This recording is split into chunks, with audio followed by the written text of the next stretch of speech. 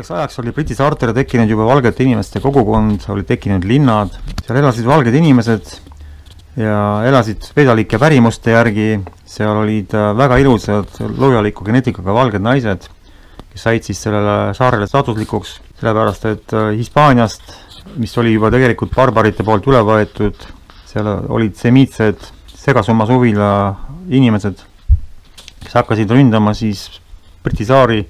Suured laevastikud seilasid Briti saartele ja maabusid massiliselt saartel ja barbarid ründasid, hävitasid seal valgeid mehi, et saada endale siis piltilusid valgeid naisi ja niimoodi rööviti naisi, viidi Hispaaniasse kuni lõpuks, et saared vallutati ja kõik mehed ära hävitati. Naised saadi siis sõjasaagiks ja niimoodi asusid need barbarid sinna elama. Sinna on juurde toodud pärast ka teisi androidseid valgeid inimesi. Niimoodi siis nende seguna tekkis Briti rass. Sellest rääkis kunagi Sergei Danilov, inimene, kes teadis siis sellest maailma tegelikkusest kõige rohkem. Siin me näeme Hispaania kuningaid ja Hispaanias valitses sel ajal kuningas Karl, kas esimene või mis iganes number. Ja see Karl oli siis selline inimene, kes kunagi ei keeranud pead. Tal oli ümber kaela alati selline kaelahoidja, korsett või mis iganes see on. Alati ta vaatas ainult otse ja kui teda maaliti, siis ta kõõritas kunstnike poole silmi, aga pead kunagi pööranud, niimoodi on ta iga pildi peal siis ainult sirga kaelaga. Selline silmnähtavalt mitte inimene barbar oli siis Hispaania kuningas ja Euroopas hakkasid siis ajad, kui Rooma katoliik kirik hakkas üha rohkem lõuna poolt ja lääne poolt inimesi välja suruma ja niimoodi tekkis piibli projekt, mis siis näeb ette pidevalt inimeste mõistuse nõristamist, sõdasid, inimeste maksustamist, inimeste õiguste äravõtmist ja niimoodi trügis kirik siis inimese ja looja vahele ja hakkas sellest siis obrokit nõudma. Loodi erinevad usundid, mille orki inimesed pandi, siin me näeme nimekirja nendest uskudest, mis loodi siis kõik tegelikult ühest kohast, ühtede jesuiitide juudaste poolt ja Vatikan on siis kõige selle tegelik omanik, looja ja kui ristiusk hakkas Euroopat vallutama, siis hakati massiliselt korraldama inkvisitsioone, nõidade põletamisi. Nõiad, nagu teada, siis olid naised ja inimesed, kellel oli siis 7 toimivat energiakanalit ehk tšakrat. Praegused inimesed elavad enamusest 3 alumise tšakra peal, keppi keeksi muuta teekski ja pappi palju raha ja kuulsust, küllust, aga need inimesed, kes olid siis avatud, kellel oli ligipääs sugukondlikule pärandile, olid ühenduses oma sugukondadega ja tegelikult nagu ma rääkisin, siis valge inimene omas ligipääsu 256 põlvkonnale esivanematele. See oli siis selle 7 tšakra tulemus ja selleks, et inimesed ei suhtleks esivanematega, ei saaks siis sealt teadmisi, ei oleks ühenduses algallikaga, sellepärast hakati neid inimesi põletama. Ja inkvisitsioon oli siis nii meeletu, et põletati ära kõik rohesilmsed inimesed, haarjased, kes olid siis seal Lääne-Euroopas rohkem esindatud, hakati põletama vanu ürikuid, käsikirju, kõike seda, mis oli kajastamas inimese loojalikku päritolu, mis siis kandis vanu pärimusi ja andis inimestele edasi siis teada, et inimesed on selle maailma loojad ja et kõik olid vanas russi keeles, et sealt oli siis võimalik kõik tuletada ja nende ürikute abil oskasid inimesed russi keel kasutades luua siis tegelikkust.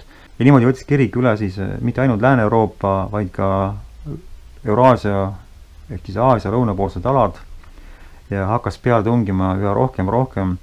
Võeti üle kirikud, mis siis olid enam pühakojad, olid energia kogumispaigad, asendati need kõik paigad ristidega.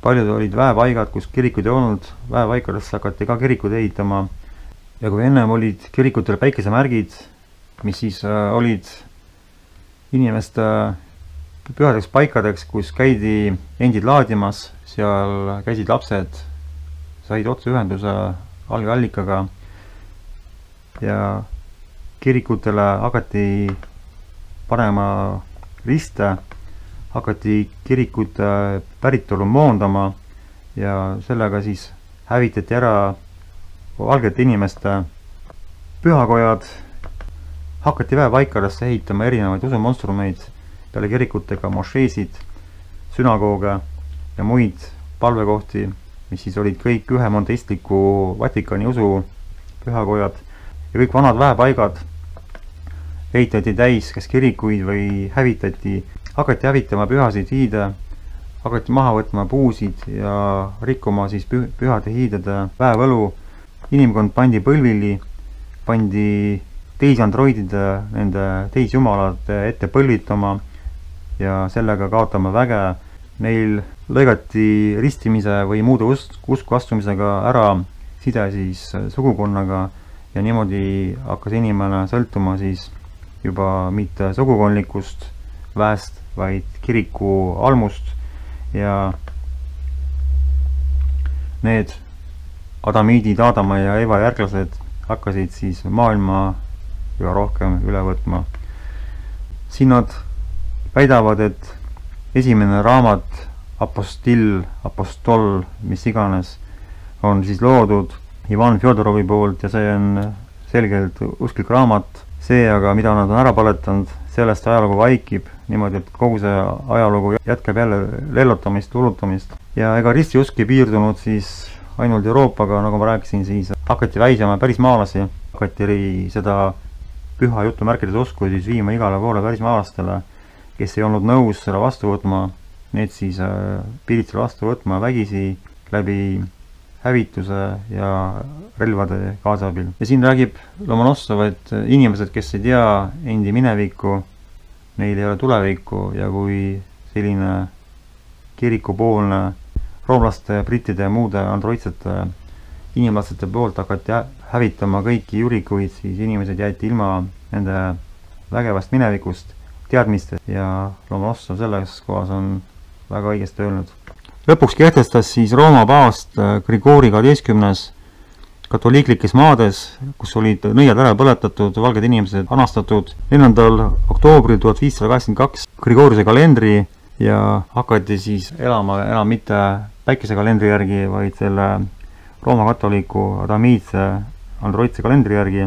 Ja kuna Euroopa kõik teadagi oli ju russide ala, keda siis massiliselt hävitati ja oli russikeelne, siis hakkasid kaks püha preestrit, Kirill ja Mefodi, mis polnud selgelt siis russi rahvusest, vaid juudid, looma uut vene kirjakeelt, kahitsema siis maailmaloomise keelt, ära võtma sealt siis väga paljusid tähti, ära kaotama väga paljusid sõnu ja lihtsustama jutumärkides siis vene keelt ja hakkasid levitama vene keelt rääkivatel aladel. Siin on näide, kuidas nad on ära kohitsenud siis puhvitsa, mis igal tähel oli oma sõna ja iga sõna tähendas siis midagi ja kui seda siis räägiti, siis tegelikult oligi sellise loova keelena kasutusel.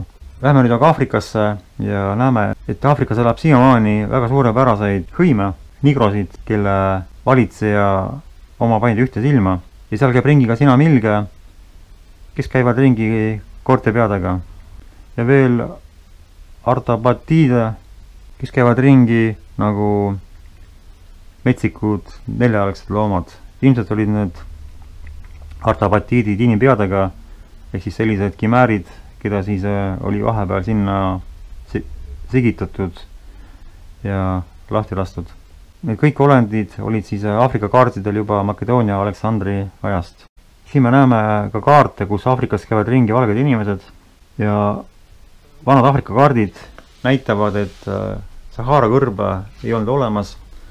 Sahara kõrbes voolasid jõed ja seal ei olnud sellist elutut paika, nagu praegu meie oleme harjunud seda nägema, sest iga kaardi peal, mis oli siin olemas, vanasti olid olemas hoopis teised jõesängid ja äkki, nagu me näeme, on Aafrikasse tekkinud suured liivavallid. Need liivavallid on millegipärast väga mägede moodi. Miks nad ei valgu edasi, miks tuul ei kanna neid laiali, kuidas nad püsivad niimoodi mägedena ja kus kohast on Aafrikasse tekkinud äkki nii palju liiva ja kõik need vanad endised jääsängid on nüüd kaardi peal kadunud. Ja kui vaadata, siis Aafrika on samamoodi nagu ka muud paigad täis kõik siis kummalisi auke ja nagu me näeme, need augud on väga sarnased Arizona tuumapommi katsetusaukudele ja kummaline, et see kõrbpiirkond on nagu ühtlase jutina tõmmatud läänest itta, natuke põhja poole itta ja kohtades, kus peaks olema siis lopsakas taimestik, on äkki tekkinud kõrb. Siin me näeme, et Põhja-Aafrikas, kus jällegi on näha jõed ja sängid, elavad siis barbarid ja need barbarid, kellest mina rääkisin, need barbarid siis ei ole need barbarid, aga see barbaaria tuleb välja, et need tegelikult olid valged inimesed, kes kuulusid ka slaavlaste hulka ja niimoodi hakati neid barbareid siis nimetama berberiteks ja me näeme, et need berberid, kes siiamaani on segunemata araablastega, on valged inimesed, sinisilmsed ja väga paljud on säilitanud eheda valge inimese geneetika. Nii et need barbarid ja berberid olid üks sama asi, siin Alžeeria miski valge. Nagu näha, siis mitte ühegi vana kaardi peal ei ole Sahara silma, mille läbimõõt on 50 kilomeetrit. Arvatakse, et kaartide joonistajad ei teadnud Sahara sügavuses olevast midagi, sest neil oli tuttav ainult rannikuala, kuid paraku on ju kaartidel joonistatud jõed, jõesängid, linnad, kuid Sahara silmast ei ole siis mitte midagi. Linnad, mis olid siis tol ajal pisikesed ja jõed, mis täpselt olid nagu teada, kuhu kulgevad Sahara sisemusest, on kaartide peal, kuid suurt Sahara silma läbimõõduga 50 kilomeetrit ei ole. Mis asi siis on Sahara silm? Näete, kosmosest paistab see silm niimoodi. Ja silm on siis täpselt kraaterikujuline ja siin on ta kõrvuti Victoria järvega, mis on ka ümmargune ja see kraater on siis mitte meteoriidikraater, sellepärast et meteoriidikraatrid on teistsugused. Sellest ma räägin teile hiljem, aga 50 kilomeetrit on selle Sahara silma läbimõõt ja vanad kaardid näitavad, et selle koha peal on üldsegi mäed. Vaatame siin kohal siis seda Sahara silma. Siin räägitakse, et sellise suure kraateriga saab tekitada augu ainult 250 megatonnise tuumalõhkepeaga ja siin on veel räägitud, et juhul kui selle kraateri ümber on kivimid sulanud, ei ole mitte ainult eemale hunnikuse paisatud, vaid on sulanud, siis järelikult on seal olnud väga kõrge temperatuur ja kuna meteoriidid üldjuhul tulevad nurga all, siis tekivad meteoriidikraatrid hoopis teistsuguse kujuga, natuke piklikud. Üks külg on siis õõnsam, kus kohas siis meteoriit maasse rammib ja teine külg on siis rohkem kuhjatud hunnikusse, aga siin on näha, et auk on täiesti ümmargune, et laeng on tulnud otse ülevalt ja näha on, et kraateri keskmes on kivimid sulanud, seega on tegemist siis ehtsa pommiauguga. Vaatame nüüd aga Victoria järve ja jällegi oletame seda, et kas tegemist oli meteoriidiga, oletame, et see meteoriit tuli siis kagu poolt ja näitab punane nool, et ta suundus siis Kirdesse, sel juhul peaks siis olema kollane ala õõnes ja punane ala siis olema kuhjatud hunnikutega, aga siin niimoodi ei ole ja miks ei ole Victoria järv siis päris ümmargune? See on siis sellepärast, et Victoria järvele ehitati 1954 pais, tehti hüdroelektrijaam ja uputati üle siis järveäärsed alad. Selle paisjärvega siis suudeti ära peita järve ümaram kuju, tekitati sinna rohkem selliseid sobiseid kaldaid ja kummaline on see, et see järv avastati alles 1858 John Hanning Speki poolt ja ta nimetas selle kuninganna Victoria auks Victoriaks. Kas ei ole kummaline, et ajal, kui juba 2 aastat tagasi oli avastatud Ameerika ja käis Ameerika mandri avastamine, siis siinsamas anglosakside külje all Aafrikas oli avastamata Niiduljärv. Ja näeme nüüd samal aastal ilmunud tolle aja suurimat entsüklopeediat Britannica, mis näitab küll Aafrikas olevat Niassa järve, siin all piklikum, kuid selle kaardi peal ei ole Victoria järve, mis on palju suurem ja palju kergemini leitav, ei ole ka Sahara silma. On olemas veel üks kaart, kus samamoodi ei ole Sahara silma ja ei ole Victoria järve, see kaart on siis pärit 1722, pärast 3., 4., 5. kaardi vaatamist, kus on siis punasega veel märgitud ära linnad, tekib küsimus, kas seda järve siis tõesti ei olnud või tekkis see järv siiski ootamatult aasta või 2 enne Victoria järve avastamist ja siin me näeme siis, et need punaste täpikestega märgitud külakesed on tegelikult linnad, mis on kaardi peal ja on teada, et Victoria järve kohal asus mitu linna ja kui Haara silma järgselt oli kaardilt kadunud Haada linn, mis selle salvestuse tegijate poolt oli välja uuritud, siis Victoria järve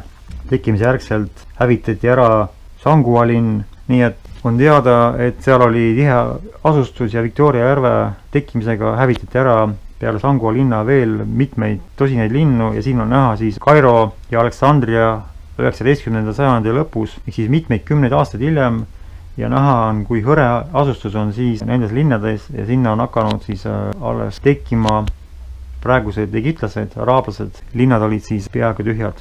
Samal ajal jätkus aga Euroopas risterüütlite valutuskäik ja on teada, et risterüütlid tulid alati välja lostidest risterüüdega ja läksid sinna tagasi ja mitte keegi kaasvõitlejatest, kes ei olnud siis risterüütlid, ei näinud neid nägupidi.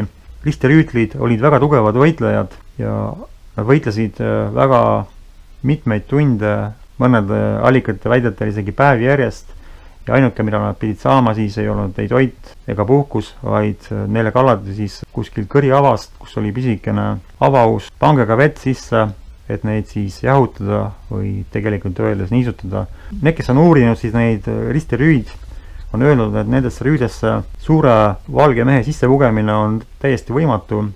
Kas siis tõesti need eurooplased, need roomlased, kes siis tulid risti usku tooma, nendes rüüdes olid nii könnid, kuid mil moel said nad siis üldse nendest rüüdest peavad läbi panna ja oli ära tõestatud, et need peakaitsmed olid tegelikult pähe pandavad, peakaitsmetel oli siis avauus ainult all, nii et see pea pidi siis olema täpselt sama lai nagu kaelgi, kuid inimese pea selline selgelt ei ole.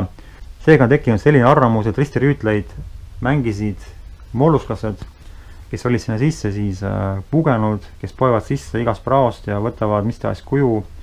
Nii et risterüütlid nende teada-tuntud veriste tegevustega olid siis ilmselt ebamaised mollusklased. Ja teada on, et ainuüksi russialadel hävitasid risterüütlid ristiusku tuues 9 miljonit täiskasvanud inimest.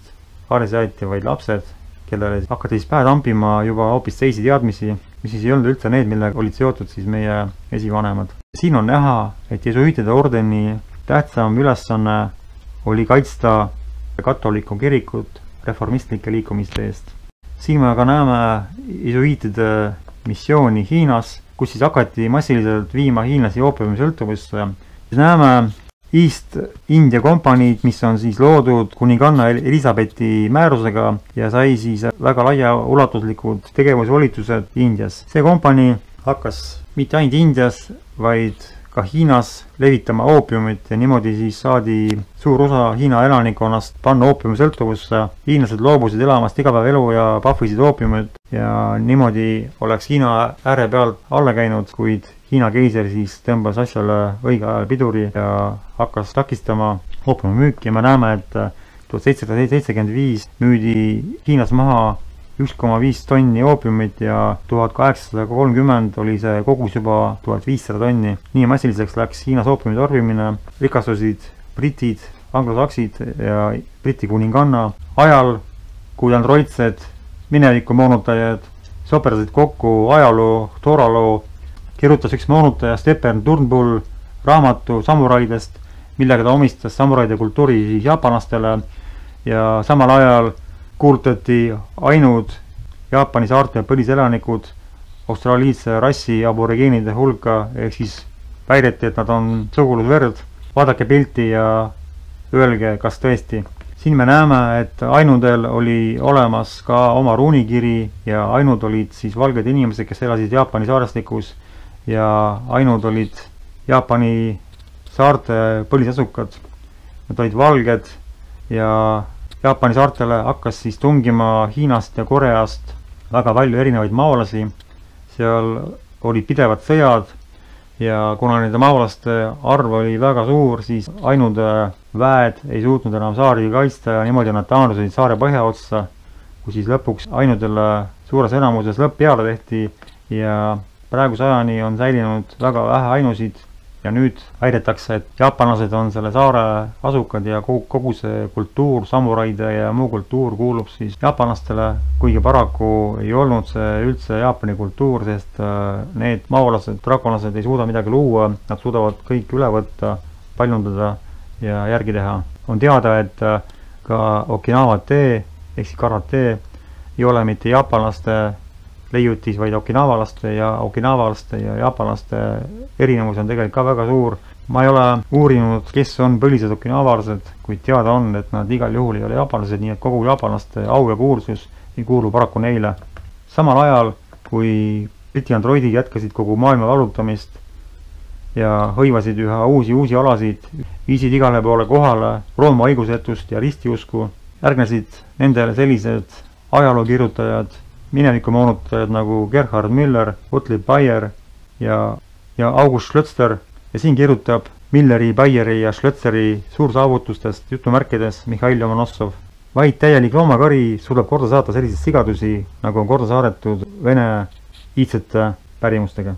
Nagu teada, siis oli maagide ehk maavaradega tegelemine Lomonossovi põhiline tegevusvaldkond, aga Lomonossovi tegelikult huvid läksid hoopis mujale ja niimoodi ta huvitus ka mineraloogiast ja mäendusest ja nende muude kõrvaliste huvidega tegeles ta siis korduvalt ja niimoodi kirjutas ta aastatel 1757 kuni 1759 raamatu Oslujah Zemlõh maakoore kihtidest. Siin me näeme, et see raamat ilmus viimati Nõukogude Liidust 1949. Seal oli avaldatud väga palju uuringuid ja on kirjas, et Modenas ja selle ümbruskonnas leitakse ülemises kihis paksusega 14 jalga endise linna varemeid. Selle all on paks mullakiht, milline ei ole mitte kunagi näinud üles harimist, aga selle all on veel üks kiht, mis on siis segatud piliroo ja osokaga. Osoka on siis sootaim. Ja selle all on paks kiht mustmulda. Selles ei saa üldse kahelda, et see just on mustmuld ja et see on olnud kunagi maa pinna peal. Siin kirjutab ta järgmist, et Ingerimaal Pudoški all, ilmselt on see küla siis, leiti maa seest Tšerepokožne on siis pealunahalised, ilmselt mingid koorikloomad ja neid on väga palju ja Siberis ning Venemaal on leitud mammutiluid, kahju ainult, et sellest eriti palju midagi teada ei anta. Siis kirjutab Lomonossov veel, et Saksoonias Erfurdi lähedal on leitud elevandiluid, on leitud väga palju valget peenliiva ja ta kirjutab, et need on välja kaevatud 1695.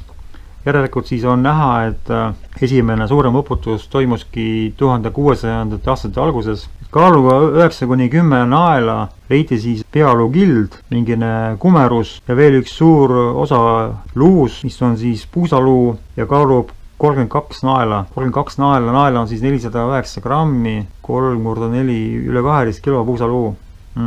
Väga suur tükk ikka. Siis leiti veel selgroog koos ribidega ja pärast kaevati välja jupike luud koos jalalabadega, mis oli siis 4 jalga pikk, aga 1,5 jalga lai. 1,5 jalga lai säärekont koos jalalabadega. See oli siis, nagu näete, hiidinimese oma. Lõpuks avastati ülisuure suurusega pea 4 porihambaga, millest iga oli siis 12 naela, kaalus siis 12 naela. Siin kirjutab, et nagu turvas katab siis sageli luhtasid, siis selle all on tavaliselt alati selline soine muda ja selle all savi, kuid mõndade külade juures Hollandis leitakse näiteks turba alt, nagu Flandrias, suuri vägevaid tammesid, puid krekapähklitega ja piljeroogu ja osakat, seda rabarohtu. Samuti leitakse nende seest erinevaid sõjariistu, mererelvi, aerusid, peakatteid, rihmasid, raudtööriistu, piipusid, potte, mõnikord ka püsse, erinevaid kivikesi, kus on siis midagi peale graveeritud, vanaaegseid münte ja paljusid teisi asju. Nagu näete, siis kultuurikiht oli sealgi rikkalik. Ja samuti kirjutab, et leitakse 24 kuni 26 jala sügavuselt erinevaid relvaesemeid, jällegi metsapähkleid, tammelisi, muude puude jäänuseid ja lehti, mis on kõdunemata jäänud siis. 28 jala sügavusel on aga leitud kriiti, lupja siis, mille paksus on 11 jalga. Selle kriidi kihi sees on siis näha erinevate mereloomade jäänuseid, töökarpe, austreid ja muid koorikloomalisi. Siin on siis Lomonossovi aegne uuring 18. sajandi keskelt, kus on näha, et esimene 4,3 meetri paksune kiht on siis linnavaremed, järgmine 5 meetri paksune kiht on tihe maa, tihe pinnas, selline 6 meetri paksune kiht, selle all on siis jällegi pilliroog ja asooka, siis soorohi on sattunud siis selle linnavaremete ja paksu pinnase kihi alla. 8,5 meetri sügavusel on siis mustmuld ja 13. kiht on siis süsi, rauatükid ja paljud asjad, mis on tehtud marmorist.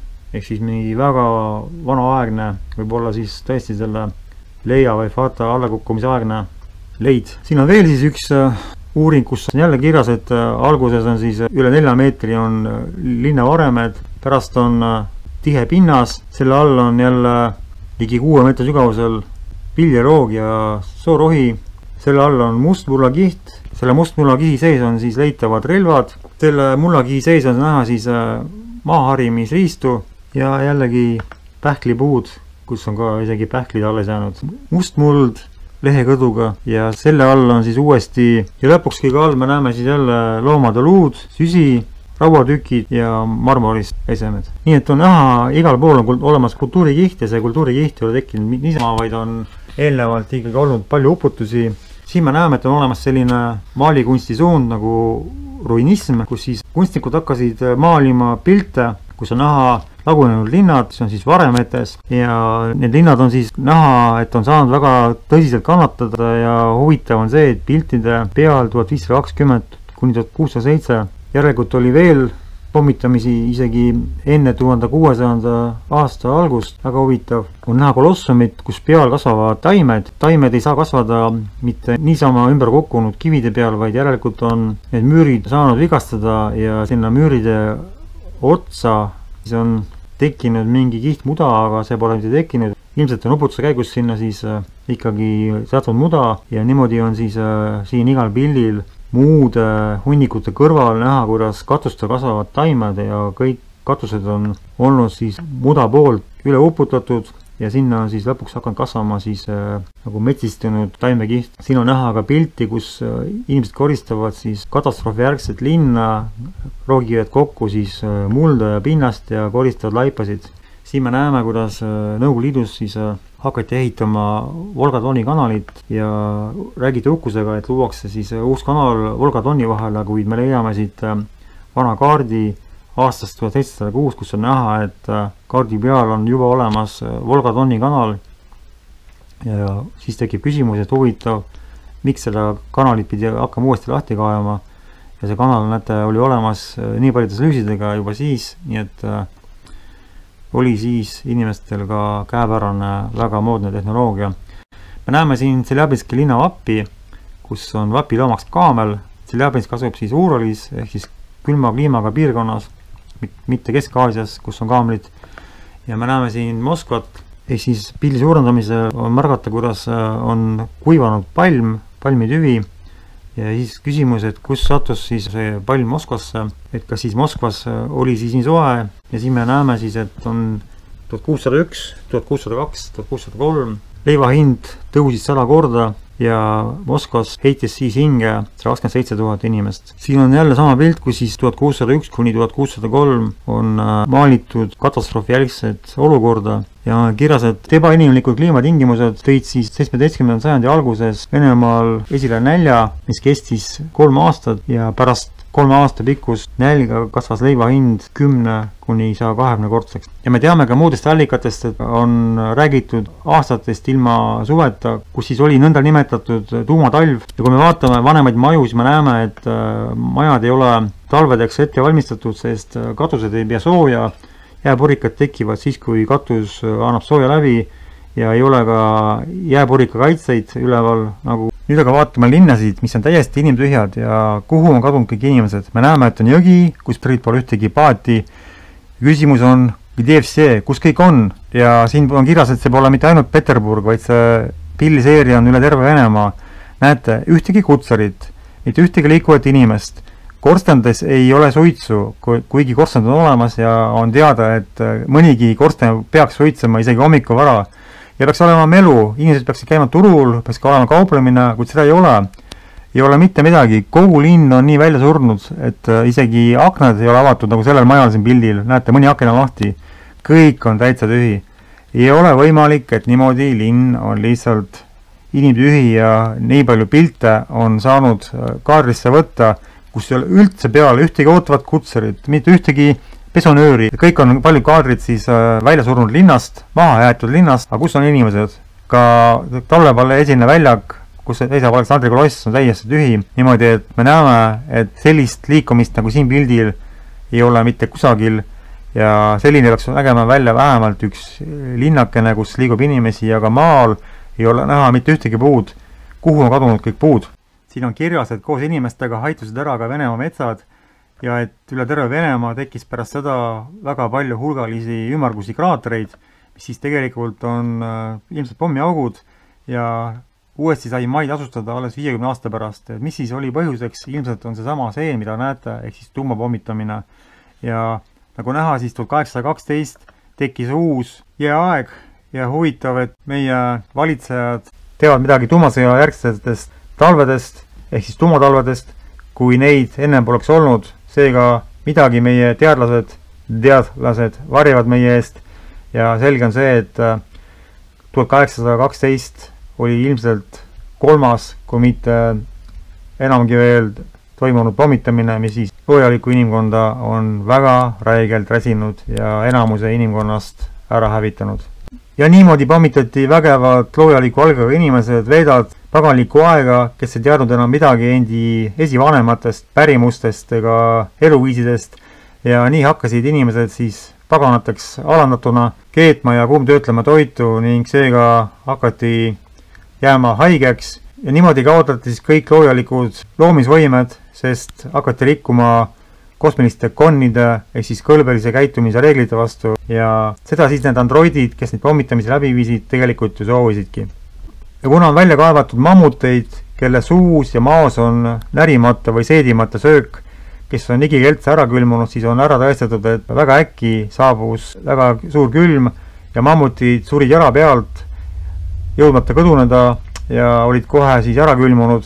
Seega siis on mul küsimus, et kus meie suured teadlased teavad midagi tuumatalvest, kui varem pole keegi kunagi tuumapomme kasutanud. Järelikult ongi nemad need tuumapommid käiku lasknud, teavad, et just see tekitabki tuumatalve. Ja peale mammutite, nagu näha, on leitud veel ilmselt mingi kimäär, elukas ja jällegi pildid sellest, kuidas on justkui lööklaine üle käinud ja ühtegi puud ei ole elavat, nii et süüdistada saab selles ainult selliseid tuumaseeni ehk siis tuumapommitamisi. Vaatame aga nüüd neid asitõendeid, mis näitavad, et suur uputav hiidlaine on tulnud põhjast ja siin on Ungaris koht nimega Bükabrani, kus on näha siis, et ekskavaatorid on kaevandamas liiva ja siin on vähemalt 5 või 6 liivakihti, mille alt tulevad välja siis puud ja tüved, ehk siis juured ja puukendid, mis on sinna alla siis mattunud ilmse suure või paljude suurte uputuste käigus. Siin vaatleme aga Kaspia merd, kus on näha siis, et Kaspia meri on olnud nii erineva kujuga ja kui alguses oli ta pisike nagu veehoidla, siis hiljem on ta muutunud ümmarguseks järveks ja lõpuks on ta siis kuivanud piklikuks järveks ja kõrval on tekkinud pisike lombik ehk Araali meri, näete, see mustaga oli see ennem ja praegune sinine jupik on all näha ja siin on näha, kuidas väga ebaloomulikult 100 aasta vältel on hakanud kuivama paljud mered. Araali meri siis näete, kuidas on kahanenud ja aastast 1977 kuni aastani 2014 Araali järv praktiliselt kadunud.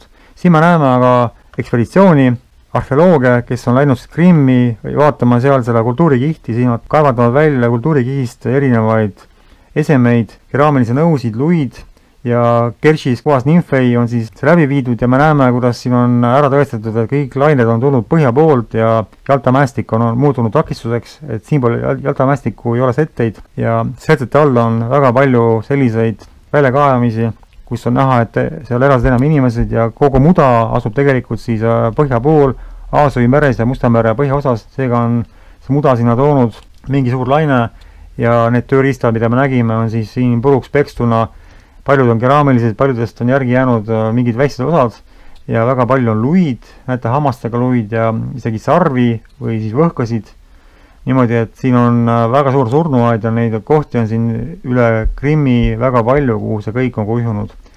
Sellised kaartijärved on siis jällegi üle maailma igal pool ja me näeme läbi Google'i kaartide, et need on korduvad ja korduvad, eriti Venemaal ja sellises osades nagu Kesk-Aasia ja jällegi, kas need ei ole mitte tuumakraatrid, kui nad ei ole, siis miks nad on ümmargused ja siin on näha, justkui oleks keegi tulistanud kulipilduvast, tekitanud kohe pika joru neid auke, mis tegelikult on kõik väga suured ja see pilt on Kasahstanist, kus on näha, et ühel maa-alal on auke kohe täis topitud sadu, kui mitte mitmeid sadu ja nendel tegelikult pole nimesid.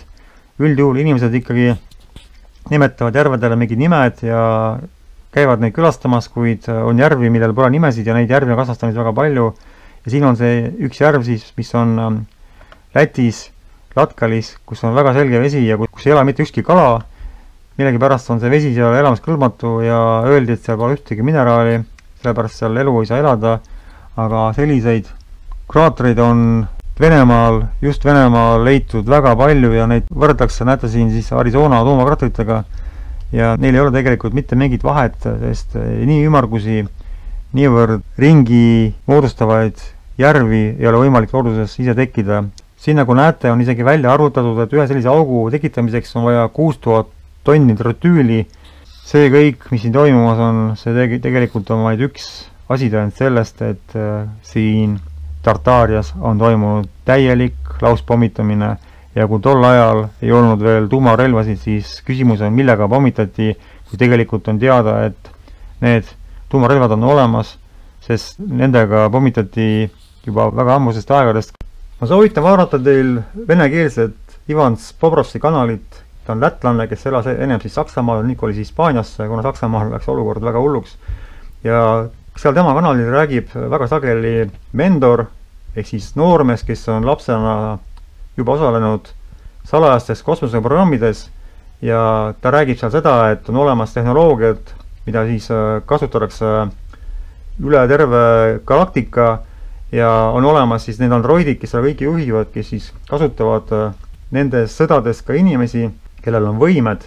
Niimoodi on nende androidide laevad lennanud läbi galaktikate ja pommitanud siis teisi maid, planeete, kus on samamoodi nendele androidsetele valutatele allumatud inimesed ja muud arukad olendid, kellest ei saada siis jagu ilmselt nende androidsete tegelaste poolt, kelle nad loonud on, siis kasutatakse selliste planeetide, plaatide või maade pommitamiseks siis neid võimsaid termotuumalaenguid ja niimoodi hävitatakse ära siis need valutamatud vastuhakkajad. Ilmselt on sama tehtud ka siin meie Mikardmaal, sest nagu näha, valged russe need briti ja muud semiitlikud androidid muul moel valutada lihtsalt ei suutnud. Sageli leitakse pommikraatreid just sealt, kus on kõrval tähtlinnused ja siin nähti seda tähtlinnuse piiri juhuslikult, kui taevasse lasti droon. Näete siin nurk, ta on metsa kasvanud ja selle Svetloje järve kõrval oli tähtlinnus, järelikult oli mida kaitsta, sest nende kõrval tavaliselt oli alati kas mõni kraad ehk linn või siis mõni asum. Siin võeti 1,5 kuni 2 meetri sügavuses pinnase proov ja viidi see siis Venemaa riiklikusse Rospodrebnadzori halduses olevasse laborisse ja sealt kohast number 1 leiti siis, et kiirgusfoon on 2,4 bekrelli, kohast number 2 võeti ka proov, seal oli 3,48 bekrelli, kolmandas kohas oli 2,6, neljandas 3, viiendas 3,1, kuuendas 3,6, seitsmendas 2 ja 8,6,4. Seega siis oli näha, et igas augus oli olemas tseesium 137 jäägid. Bekrell ise on siis ühik radioaktiivse preparaadi aktiivsuse mõõtmiseks. Bekrell on sellise radioaktiivse preparaadi aktiivsus, milles 1 sekundis toimub üks lagunemisakt. Siin pandi tähele, et need kraatrid on enam-vähem kõik ühes suurusjärgus ja saadi aru, et väiksemad, keskmised ja suuremad on tekitatud siis erinevate, kuid sarnaste lõhkelaengutega ja niimoodi hakati mõõtma siis kraatrite läbimõõtu ja näha, et on 120 kuni 140 meetrit läbimõõt, siis on kasutatud lõhkelaengut 30 kilotonni, 250 kuni 280 meetrit on kasutatud lõhkelaengut 500 kilotonni, 370 kuni 400 meetrit on 1 megatonn ja harvem oli siis olemas ka kraatrid, mis on suuremad kui 600 meetrit ja seal kasutati siis 5 megatonni. See võeti kõik tabelite järgi, kuid leiti, et need kraatrid, mis on suuremad kui kilomeeter, nende lõhkelaengut tabelis polnud ja niimoodi siis koostati see tabel nende eelmiste näitude alusel ja saadi tulemuseks, et sellise 1 kilomeetrise kraatri läbimõõduks on vaja kasutada 20 megatonnist pommi. Siin nad siis räägivad, et sellise raketi nagu Jars lõhkelaeng on 300 kuni 500 kilotonni ja see tegelikult on juba väga võimas rakett. Seega siis on kasutatud ikka väga võimsaid purustusvahendeid. Siin on siis üks pilt, kus on näha, kuidas kultuurikihti on lahti kaevatud ja on näha, et maa all asuvad ehitised ja nüüd hakkab siis see osa, kus me näemegi, kuidas on inimesi petetud, maha varjatud, et väga paljudes Euroopa vanemates linnades on tegelikult olemas siis sellised kultuurkihid, kus siis asfaltkatte või siis pinnase katte all on olemas veel majadel korrus või isegi mitmeid. Siin on siis salvestus, kus vaadeldi 10 muda alla matunud linna, kuid meie vaatame neist mõndasid. Siin on Moskva, kus on näha, et lahti kaevamisel siis seiti keldrikorrus, mis on sinna alla siis mitte maetud, vaid mattunud ja siin on näha, et kohati oli see mudakihi paksus koguni üle 2 meetri ja niimoodi on siis tegelikult neid kohti Moskvas ja mitte ainult Moskvas, vaid igal pool Venemaal väga palju ja küsimus on, miks ehitati maa alla niimoodi terved korrused ja siis maeti need lihtsalt suure paksu mullakihi alla, et ära unustada. Ja tegelikult on selgunud, et maa all Moskvas on nii palju erinevaid linnasid, keldreid ja öeldi, et need on kanalisatsiooni kollektorid, kuid tegelikult kas oli vaja siis 16. kuni 20. sajandini ehitada maa alla sellise kanalisatsiooni kollektorid, selleks kulutada siis nii palju telliskive, kohal vedada nii palju ehitusmaterjali ja seda kõike siis mitte suurte kalluritega, vaid muidugi hobustega ja panna tööle siis käsitsi laduma kive 10 kui mitte 100 000 inimesed. Ja meie ajaloo luululased kirjutavad selle kohta seda, et seda kõike tegid siis inimesed nahkviisudes, rabidate ja kirkadega. Muidugi ka ilma kalluriteta, vaid lihtsalt hobujokitega. Siin läheme Omskisse ja näeme, kuidas 2016. aastal hakkas Venemaa kultuuriministeerium taastama muuseumi galeriid, mis siis kuulus Vrubeli muuseumile ja sealt oli näha siis, et koguni 2 meetrit väga suurt maa-ala oli mattunud muda alla ja oli kõik sinna muda alla siis kinni kaevatud ja ametlikud allikad väidavad jällegi, et see oli kelder ja ka küsimus on selles, et miks oli vaja keldrile, mis maeti mulla alla, ehitada eraldi uksed, eraldi aknad ja need ära klaasida. Ehk siis nagu jälle näha siis täielik ajupesu ja pettus. Läheme aga Prahasse ja vaatame, mida räägivad siis Tšehhi ajaloolased. Nemad väidavad, et majade vahele toodi siis üleliigset sodi, toodi killustikku, tambiti kõik kinni ja niimoodi tehti siis teed kõrgemale, kui olid ennem. Tehti sellepärast, et majad olid tehtud liiga kõrged ja et nad ei variseks, siis maeti mitmeid meetreid majade aluseid korruseid lihtsalt tee alla ja sellega siis kindlustati majade püsimajäämist. Kas nii lolli selgitust on võimalik veel kusagilt leida? Rooma. Siin on salvestused, kus näha, et alles 20. sajandi alguses hakati välja kaevama Rooma linna. Siin olid juba olemas kallurid ja inimesed kirkade ja abidatega siis taastasid Roomat. Siin on Kolossumi ümbrus, kus on näha, et on väga suur kultuurikiht, muda või liivakiht on lausa 6 meetri kõrgune ja käib vilgas töö sellest avastamiseks. Huvitav, järelikult on olnud uputus alles 19. sajandi lõpus ehk siis 1800. aastate lõpus. Jälle järjekordne mitmes siis 4. Pariis. Siin on selgelt näha, kuidas 1973 lõhuti maha siis üks vana turg ja hakati kaevama uut vundamendi auku maja jaoks ja avastati, et maa all on koguni 5 korrust, mis olid avastamata ja kõrvalmajal on ka maal ehitis niimoodi, et isegi Pariisis on näha, et on üle käinud suur mudauputus ja ka seal varjatakse siis maa-aluseid ehitisi nii palju kui võimalik. Niimoodi, et need lagedate maastikaga pildid, mida me näeme, siis ei ole mitte sellepärast lagedad, et on steppides, vaid siin lihtsalt on minema pühitud kõik puud ja uus mets pole veel kasvama hakanud. seega on need pildid tehtud vahetult pärast järjekordset hävitustoimingut ja need pildid on tehtud aga Lätist, kus on siis kivikülv ja see pildi tegija küsis, mil määral on need kivid siia toodud, kas tõesti keegi usub, et digikeltsa on nad siia lohistanud. Pigem usub nende piltide tegija, et need kivid on siia toodud hiidlainega koos muda ja muu kultuurikihi vooluga, niimoodi, et need on siia siis tulnud sealt põhja poolt, kus on siis need kaljused alad ja nagu näeme seda pilti, siis sealt on just elamust tulnudki. Siin on aga nimekiri Venemaal asuvatest soolajärvedest ja nagu me näeme, siis neid soolajärvesid on päris palju ja siin saab vaid küsida, mil määral on keset Siberi ja Kesk-Aasia ning muid alasid tekkinud nii palju soolajärvi ja siin on puudu veel need järved, mis on Kesk-Aasias tegelikult, sest me teame, et Kesk-Aasias on olemas Balhaši järv, mis on siis pooleldi soolane ja pooleldi mage. Siin on aga kaart, mis näitab soostunud alasid ja kõik soostunud alad on siis praegusel Venemaal põhjaaladel, ehk siis jällegi on selgelt äratuntav see, et sealt on siis suur kogus pinnast ära ohutud ja kui me vaatame mustmulla vööndite kaarti, siis on näha, et kõik mustmullad asuvad Venemaa ja siin Kasahstani piirkonnas, ehk siis Venemaa lõunaaladel, põhjaaladelt on siis see mustmuld kõik ära ohutud ja siin lõunaaladel on need mustmullakihid aga väga paksud. Jällegi on küsimus, et miks need mustmullad on just koondunud lõunaaladele, aga põhjaaladel neid peaaegu üldse ei ole. Siin on siis selline kujunduslik pilt, kus siis on näha, kuidas need lained on siis seda mustmulla kuhjanud lõuna poole.